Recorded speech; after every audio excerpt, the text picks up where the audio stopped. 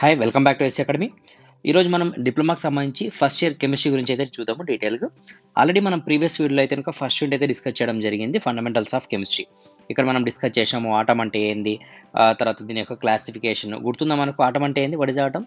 It is undividable piece of any substance. మనం ఏమంటామంటే atom కింద తీసుకుంటాం. సో మనం ఆటం గురించి అయితే డిస్కస్ చేయడం జరిగింది. సరే ఒక పని చేద్దాం, ఇదంతా మీకు డిస్టర్బెన్స్ ఉంటుంది, కొంచెం డిలీట్ చేసేస్తా, క్లియర్ కనిపిస్తుంది. సరే, మనం ఏమేమి డిస్కస్ చేసాం లాస్ట్ క్లాస్లో? ఆటం గురించి డిస్కస్ చేసాం. What is atom? It is undividable piece of any substance. అది క్లియర్గా definition. So undividable piece of any substance తీసుకుంటే అంటే అతి చిన్న పీస్ అని దాని మీనింగ్ అంతే. ఓకే, అతి చిన్న పీస్ తీసుకుంటే దీన్ని మనం ఆటం అంటాము. ఈ ఆటం సెంటర్ లోపల కొంచెం డార్క్ కనిపిస్తుంది, దీనికి ఎనర్జీ ఉంటుంది. ఎంతవరకు అయితే ఎనర్జీ ఉంటుందో దాన్ని ఒక లైన్ కింద తీసుకున్నాము, దాన్ని మనం డిఫరెంట్ నేమ్స్తో పెట్టుకున్నాం. దీని పేరు ఏం పేరు? ఆటం. ఇది క్లియర్. లోపల ఉన్న ఏరియా పేరు ఏం పేరు? న్యూక్లియస్ అంటాం దీన్ని. ఎంతవరకు అయితే ఎనర్జీ ఉంటుందో ఆ లైన్ ఏమంటాం అంటే మనం ఆర్బిట్ అంటాం. దీన్ని ఆర్బిట్ అంటాం.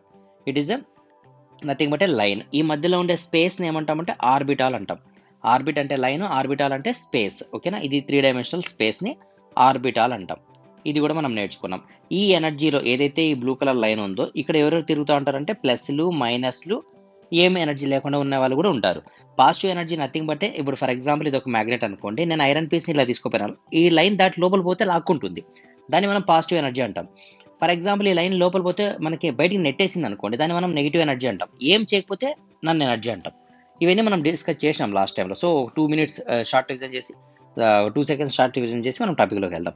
ఈ ప్రోటాన్ పాజిటివ్ ఎనర్జీని ఏమంటాం? ప్రోటాన్ అంటాం. నెగిటివ్ ఎనర్జీని ఎలక్ట్రాన్ అంటాం. ఏం చేయకపోతే దాన్ని న్యూట్రాన్ అంటాం. ఇవన్నీ మనం నేర్చుకున్నాం. ఆర్బిట్ నేర్చుకున్నాం, ఆర్బిటాల్, తర్వాత ప్రోటాన్, ఎలక్ట్రాన్, న్యూట్రాన్. ప్రతిసారి వీళ్ళకి నేమ్స్ ఇవ్వకుండా వీళ్ళ ముగ్గురి కలిపి అయాన్స్ అని కూడా నేర్చుకున్నాం. What is mean by ions? Ions nothing but proton, electron, neutrons అని. ఈ అయాన్స్ అన్ని లైన్లో తిరుగుతూ ఉంటాయి. ఈ లైన్ మనం ఏమంటాం? ఆర్బిట్ అంటాం. What is orbit? It is a way of path of flow of ions అని చెప్పొచ్చు సింపుల్గా.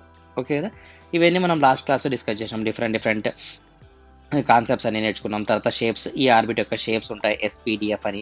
ఇవన్నీ మనం లాస్ట్ క్లాస్లో అయితే డిస్కస్ చేయడం జరిగింది, ఆఫ్బో ప్రిన్సిపల్ అండ్ హున్స్ రూల్స్. అదేవిధంగా మనం ఈరోజు ఏం చేద్దామంటే నెక్స్ట్ టాపిక్కి పోదాం. నెక్స్ట్ టాపిక్ ఏముంది మనకు? నెక్స్ట్ యూనిట్ ఏముందంటే సొల్యూషన్స్. ఇది ఒక ఈరోజు డిస్కషన్ మనం సొల్యూషన్ చేద్దాం. మనం నెక్స్ట్ క్లాస్లో కావాలంటే యాసిడ్ అండ్ బేసెస్ చూద్దాం. ఈరోజు సొల్యూషన్స్ గురించి మాట్లాడతాం. What is the solution? Solution అంటే it is a homogeneous mixture of solute and solvent.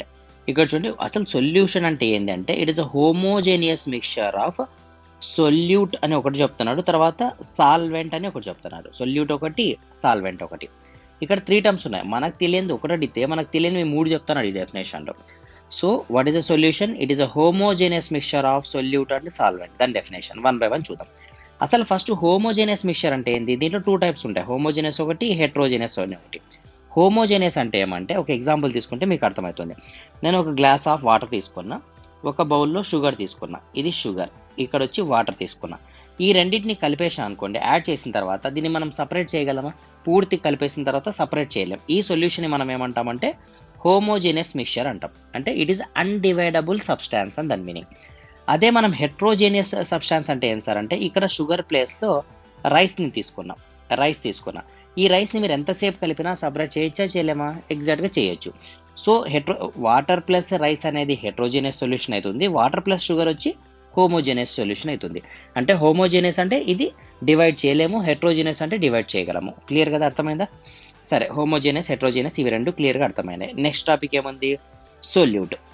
ఇప్పుడు మనం తీసుకున్న ఎగ్జాంపుల్లో నేను గ్లాస్ ఆఫ్ వాటర్ అన్నాను, తర్వాత ఒక బౌల్లో షుగర్ తీసుకున్నాం. ఇది వచ్చి వాటర్, ఇక్కడ వచ్చి షుగర్ తీసుకున్నా. ఇప్పుడు రెండు కలిపితే హోమోజేనియస్ మిక్స్చర్.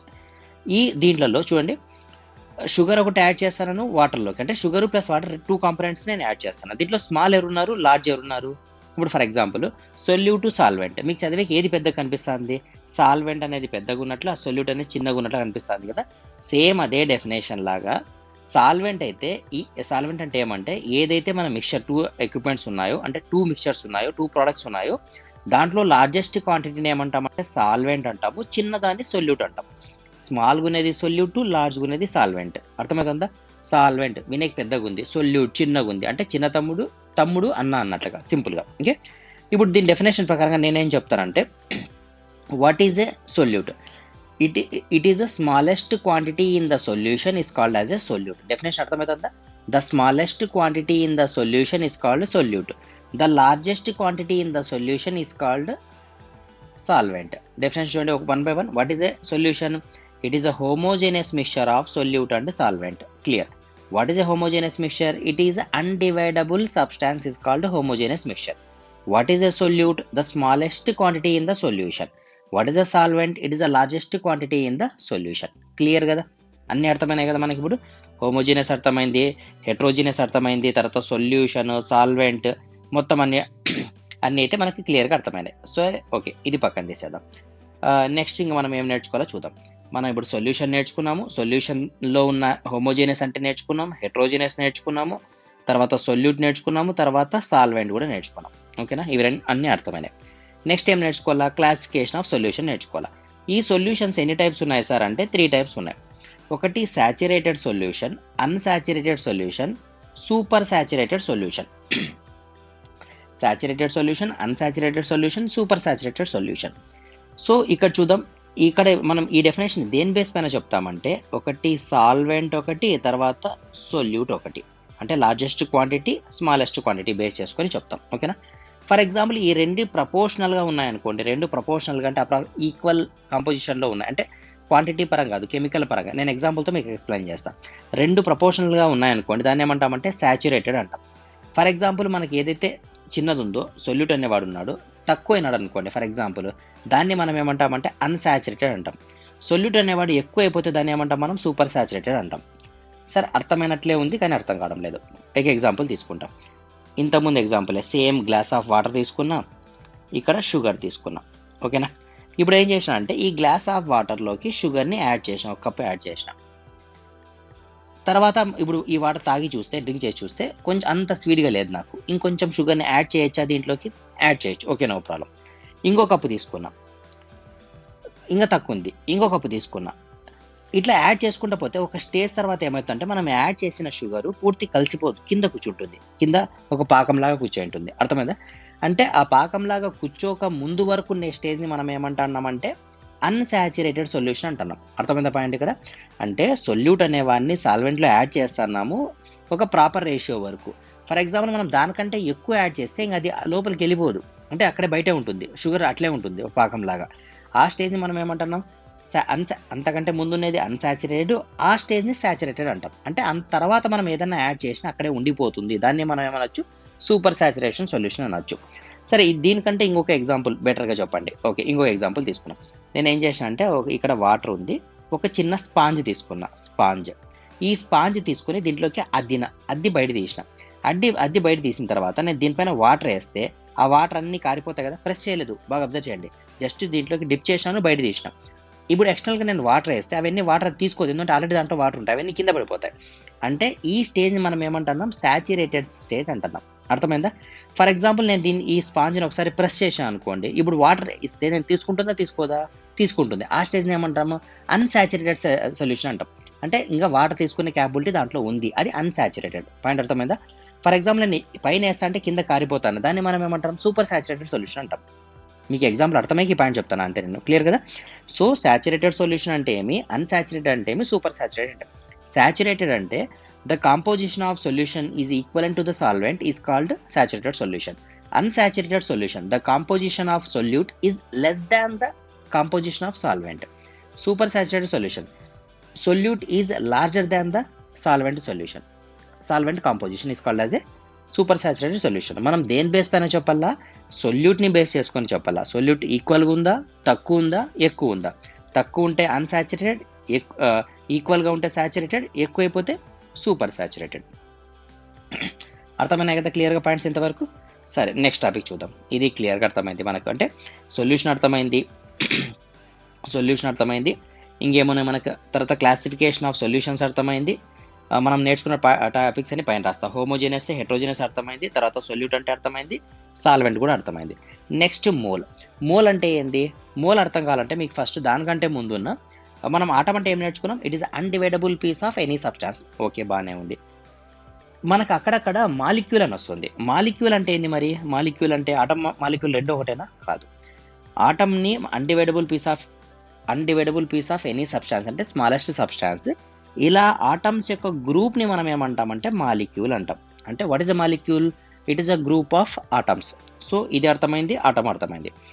మోల్ అంటే ఏంటంటే ఇది ఒక యూనిట్. అంటే మనం ఫర్ ఎగ్జాంపుల్ లెంత్ని మెజర్ చేసేకి లెంత్ని సెంటీమీటరు, మీటర్ ఎలాగైతే రాస్తామో అలా క్వాంటిటీని మెజర్ చేసేకి ఉన్న యూనిట్స్ ఎవరు అంటే ఇంకా మోల్. మోల్ నథింగ్ బట్టే యూనిట్స్ ఆఫ్ మ్యాటర్ అని చెప్పొచ్చు మనం సింపుల్గా కెమిస్ట్రీలో. ఓకేనా? అంటే స్మాలెస్ట్ క్వాంటిటీని మనం మెజర్ చేస్తాం కాబట్టి దాన్ని మనం మోల్ కింద తీసుకుంటాం. ఇట్ ఈజ్ ఎ నథింగ్ బట్టే it is a unit of chemical compositions.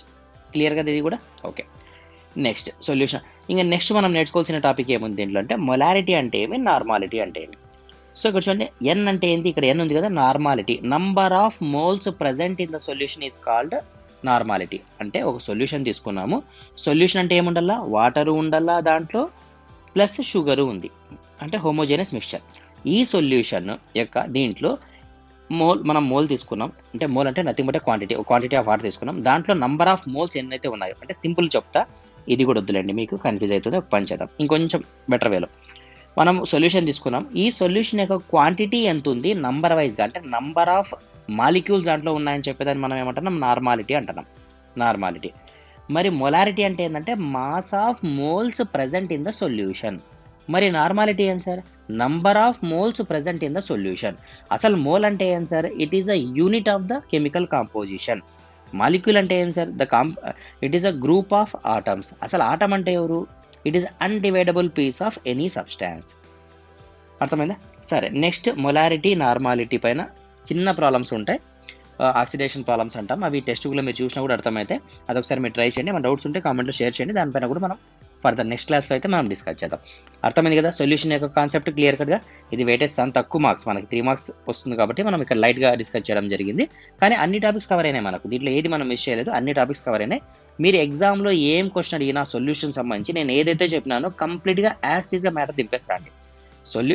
మనం ఏం నేర్చుకున్నాము? సొల్యూషన్ డెఫినేషన్ నేర్చుకున్నాం, తర్వాత సొల్యూట్ అంటే ఏమి, సాల్వెంట్ ఏమి, తర్వాత క్లాసిఫికేషన్ ఆఫ్ సొల్యూషన్ నేర్చుకున్నాం, మోల్ అంటే ఏమి, మొలారిటీ అంటే ఏమి, నార్మాలిటీ ఏమి, మొత్తం డీటెయిల్గా నేర్చుకున్నాం. కాబట్టి ఏ క్వశ్చన్ అడిగినా కూడా, క్వశ్చన్ ఎట్లున్నా కూడా ఆన్సర్ మాత్రం నేను ఏదైతే చెప్పినానో అదే మీరు రాసి రావాలి ఎగ్జామ్లో.